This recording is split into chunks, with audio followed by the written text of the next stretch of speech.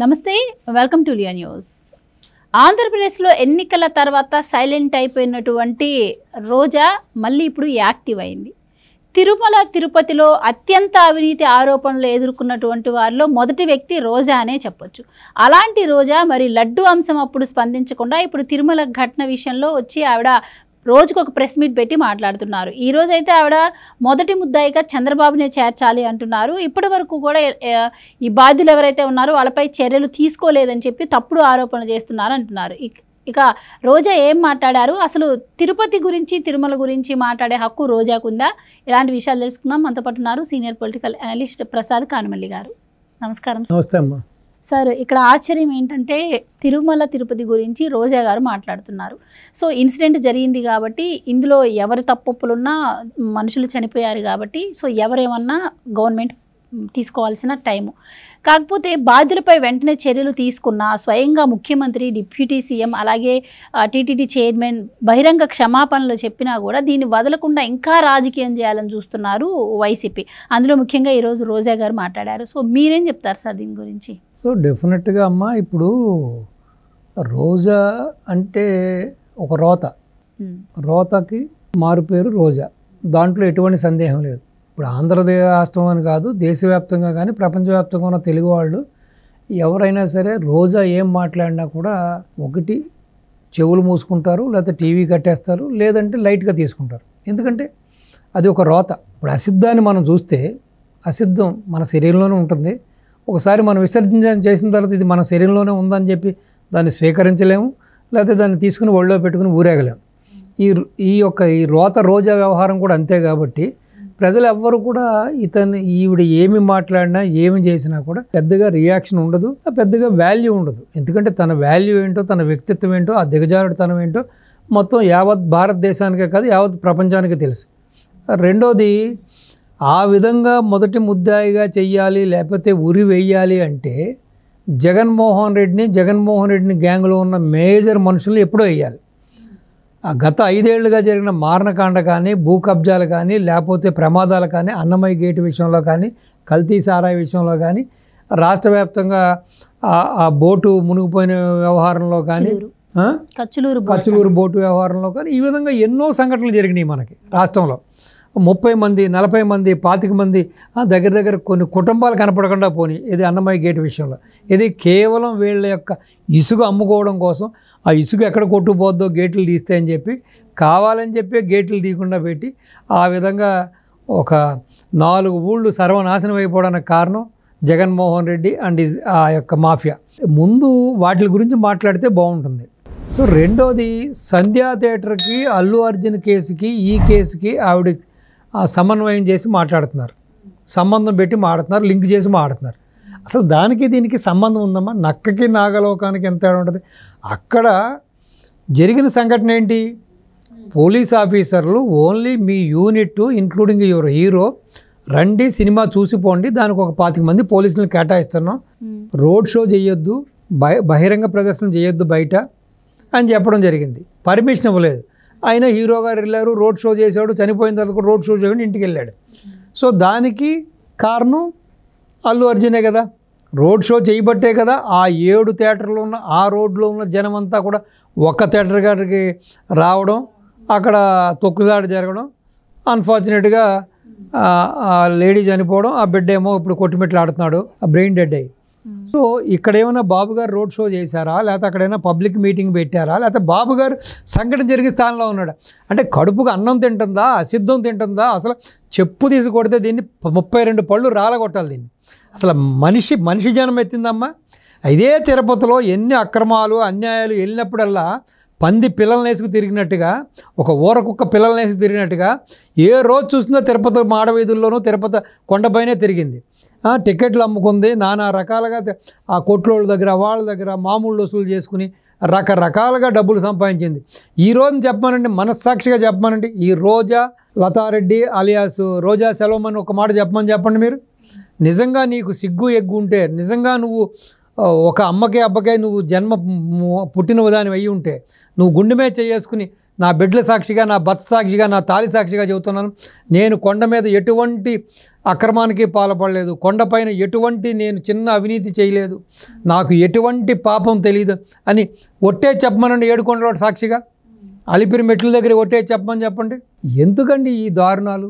అంత పెద్ద మనిషిని రాష్ట్రం కోసం మీరు సర్వనాశనం చేసేసి రాష్ట్రాన్ని మొత్తం అన్ని వికాలుగా భ్రష్టు పట్టించేసి ఖజానాలో రూపాయి లేకుండా చేసి అన్ని స్కీముల పేరు చెప్పి స్కాములు చేసి ఈ విధంగా అడుక్కు తినే వెధవలందరూ కూడా మీరు చెన్నైలో ఒక భవంతి, నీ నగిరిలో ఒక భవంతి, హైదరాబాద్లో భవంతి, ఇన్ని భవంతులు కట్టుకుని ఇన్ని వందల కోట్లు వేల కోట్లు సంపాదించుకుని ఈ రోజున మదం ఎక్కిపోయి అవినీతి సొమ్ముతోటి ఏం మాట్లాడో తెలియకుండా మీరు చూసుంటారు.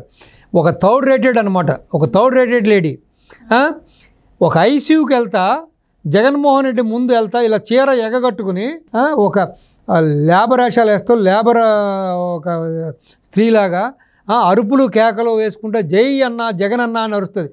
అక్కడ మనుషులు ప్రాణాలు పోగొట్టుకుని కుటుంబ సభ్యులు అక్కడ వేదనతో ఉంటే అక్కడేమో క్షతగాత్రులయ్యి ట్రీట్మెంట్ తీసుకుంటూ ఉంటుంటే అయ్యా రామా అని చెప్పి వాళ్ళు మూలుగుతుంటుంటే ఆ బాధతో బాధపడుతుంటే 200 మంది సిగ్గు ఎగ్గు లేకుండా ఆ లోపలికి ఐసీయూలోకి వెళ్తారా?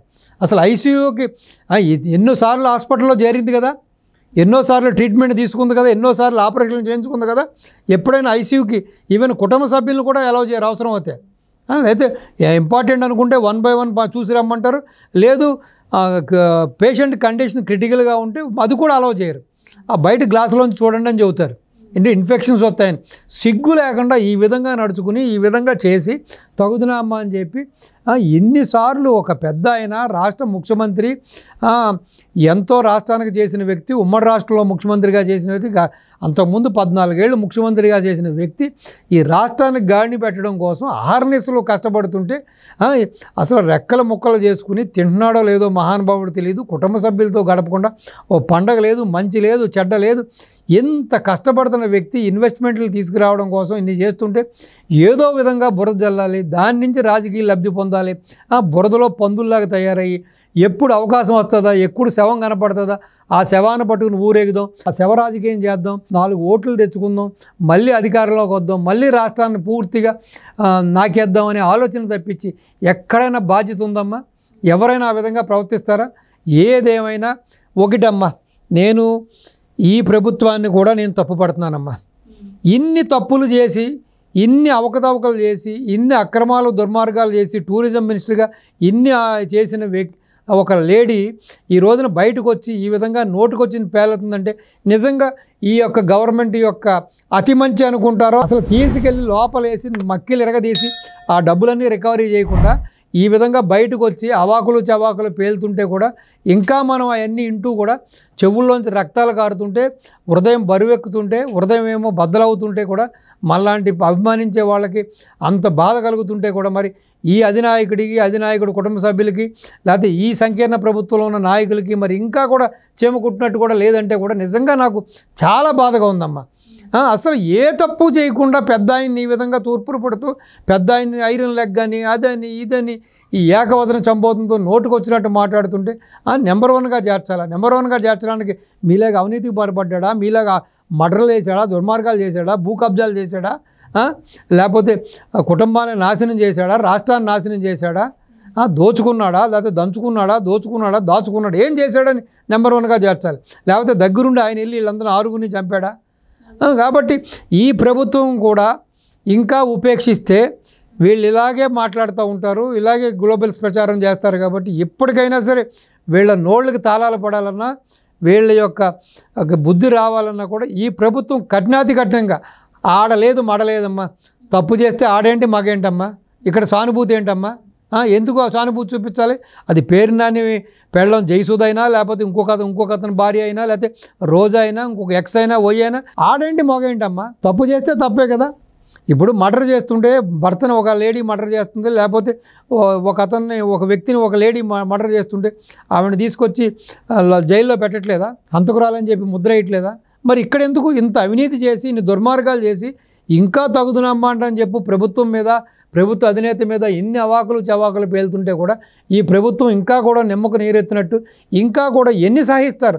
సహనానికి కూడా ఒక అద్దు ఉంటుంది కదా. ఇంత సహనించవలసిన అవసరం ఏముందంటాను నేను. ఎందుకు ఎందుకు సహించాలి? నానా రకాలుగా 5 ఏళ్ళ అధికారంలో ఉన్నప్పుడు కూడా అవాకులు చెవాకులు వాడు వీడు పప్పు గిప్పు నోటికొచ్చినట్టు మాట్లాడింది పెద్ద ఆయన్ని చిన్న ఆయన్ని కూడా. ఎందుకు సహించాలి? ఎందుకు అంత సాఫ్ట్ కార్నర్? ఎవరేమనుకుంటారు? ప్రజలకు తెలియదా? ప్రజలు చేదరించుకుంటున్నారు. ప్రజలు ఎప్పుడు శిక్షిస్తారని చూస్తున్నారు. ఆడామగాని ఎవరో చూడట్లేదు, అక్కడ లింగభేదం ఎవరో చూడట్లేదు. ఈ దుర్మార్గులకు ఎప్పుడు శిక్ష పడద్దా, ఎప్పుడు వీళ్ళకి శ్రీకృష్ణ జన్మస్థానానికి పోతారా అని చెప్పి ప్రజలు ఎదురు చూస్తున్నారు. ఆ దిశగా చర్యలు తీసుకోండి. ఏ తప్పు చేయకుండా అన్ఫార్చునేట్గా జరిగిన సంఘటన కూడా ఈ విధంగా మీరు మీ రాజకీయ దురుద్దేశాలతోటి మీ రాజకీయ స్వలాభం కోసం ఈ విధంగా మాట్లాడడం అనేది తగదు కాదు. రోజా ఇప్పటికైనా సరే బుద్ధి తెచ్చుకో, నువ్వు నీ బుద్ధి మార్చుకో. నువ్వు మారవనుకో ఇంక నిన్ను కట్టిల్లో పెట్టేదాకా నీకు మళ్ళీ అంతిమయాత్ర చేసే వరకు నీ బుద్ధి పోదు. ఎందుకంటే నీ డిఎన్ఏ అటువంటిది కాబట్టి, నువ్వు పెట్టి పొరిగిన వాతావరణం అటువంటిది. నీ బతుకు నీ భాగవతం ప్రపంచానికి తెలుసు. నువ్వు చెన్నైలో ఏం చేశావు, లేకపోతే హైదరాబాద్లో ఏం చేశావు, ఆంధ్రాలో ఏం చేశావు, నీ గురువు ఎవరో, నువ్వు ఎక్కడెక్కడ ఏం చేశావు, నువ్వు ఏ లాడ్జీల్లో ఎక్కి దిగావు, అన్నీ కూడా ఈ ప్రపంచానికి తెలుసు. కాబట్టి ఎప్పటికైనా సరే పెద్ద ఆయన గురించి మాట్లాడే ముందు మాట్లాడకు. నువ్వు మీ కులానికి సంబంధించి మీ వర్గానికి సంబంధించిన ఒకప్పుడు స్టార్ డైరెక్టర్ అయిన ఒక రెడ్డి గారి కొడుకుతోటి నువ్వు ఏ భాగవతం చేశావు, చివరికి ఆ కుటుంబాన్ని బ్లాక్మెయిల్ చేసి నువ్వు ఎంత తీసుకున్నావు అన్నది నేను ప్రత్యక్ష సాక్షిని. ఇంకొకసారి మాట్లాడావంటే ఆ ప్రత్యక్ష సాక్షి నీకు ₹1,00,00,000 ఇచ్చిన ఆ పెద్ద మనిషిని అందరినీ మీడియా ముందు తీసుకొచ్చి నీ బతుకుని బజారు గీడుస్తా. తస్మత్ జాగ్రత్త Roja. Thank you so much. నమస్తే అమ్మా. Please subscribe to Leo news for more videos.